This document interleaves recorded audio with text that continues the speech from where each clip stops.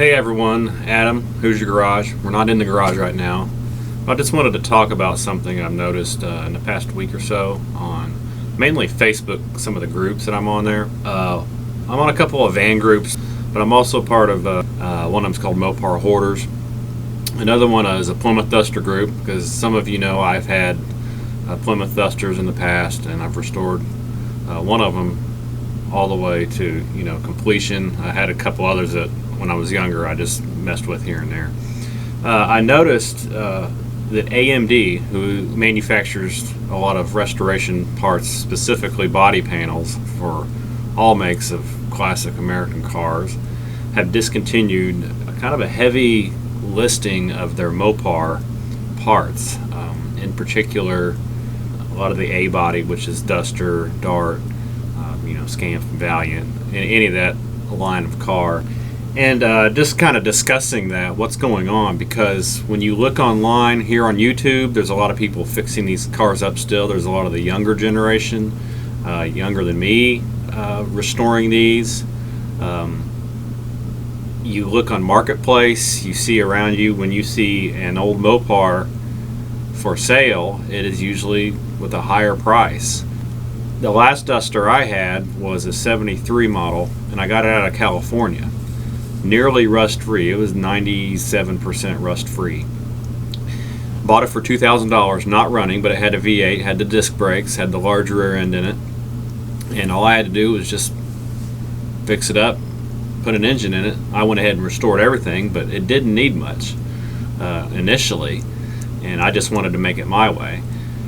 And so $2,000 then, those parts were pretty much being made then. I didn't really need any of them, but there's still a lot of rusty cars out there, and I'm talking rusty cars that are going for a higher dollar now, and they're way more difficult to restore.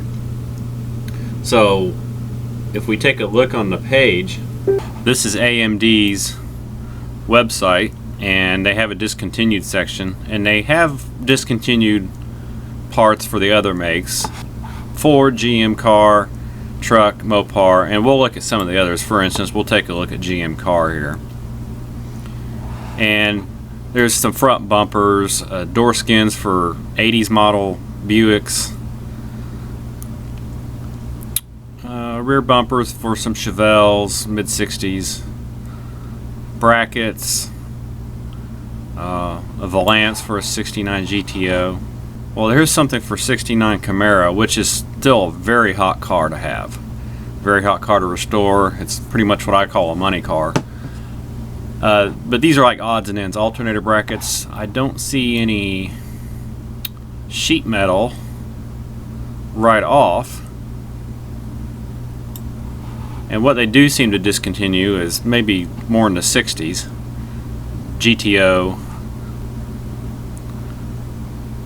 Just some odds and ends, and to keep it from going too long here, we got some front fenders. They've discontinued those. The hood, now this one kind of surprises me. 70 through 74, the rally hood or RT hood with the hood pin holes, they've discontinued that one. The door skins, again, we're back to the Darts, Dusters. Still pretty common cars, and they're fairly popular among restorers and people resurrecting these. There's still a lot of them out there that need restoration. Some other stuff here, the quarter panels really have kind of hit. This is what's got a lot of people talking, is the quarter panels. B-body, 69, 70, all the hot years for Mopar. Dodges, Plymouths, Coronets, Challengers, Chargers, Dart, Barracuda. The E-bodies, which is, probably the hottest of the Mopars, the Barracudas in particular, with the Challenger being right behind it, they discontinued those quarter panels. And just a lot of stuff they've discontinued for Mopar. If you look over on Facebook Marketplace, now my area is in my direct area, my region is the Louisville, Kentucky area. Yes, we are Hoosier Garage. We are in Indiana, but that is our metro area for where I am at. So you don't get a lot of Chrysler stuff around here. It's kind of a Ford area. And so nothing comes up for Duster within 40 miles. But when we see the next area is over, I'm looking at this car, 6500. It says it's a 340 car. If that's real, then that's probably a decent deal, just depending on how bad everything is. But we've got a $15,000 72 Duster. Even restored, that seems high to me. Base model, and it even says base Duster. We've got a $4,000 car over here that looks like it's not even complete, just judging it. We've got $9,000, $12,000, $6,000, you know, $16,000 again, $22,000, $20,000 for this one. It has an odd-looking grill on it, and you see so on and so on. So if these cars are demanding these prices, and some of these I've seen on here for a while, so not everybody's falling for this, but if you're seeing these kind of prices, it's because there's apparently some market value that says Mopars in general, or these cars, are higher. I remember seeing these cars just a few years ago, $1,500, rough condition with some rust. Here in about 2 weeks, I believe it is on March, I want to say March the 7th and 8th, Indianapolis, Indiana, the Indy Cylinder Head Mopar swap meet.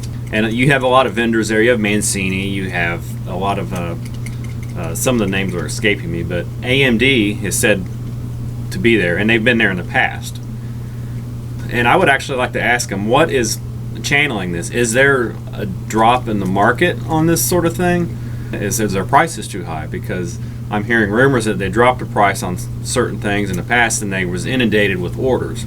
But they've built the dies to stamp these parts into shape. So to discontinue something like that, are they destroying the dies to recycle them, and are they trying to drag everything down a little bit and then come back later for a higher price, even more than what they're charging now? Create a discussion on this, because is it a big deal, the stuff that's still out there as opposed to brand new stuff and paying a higher price?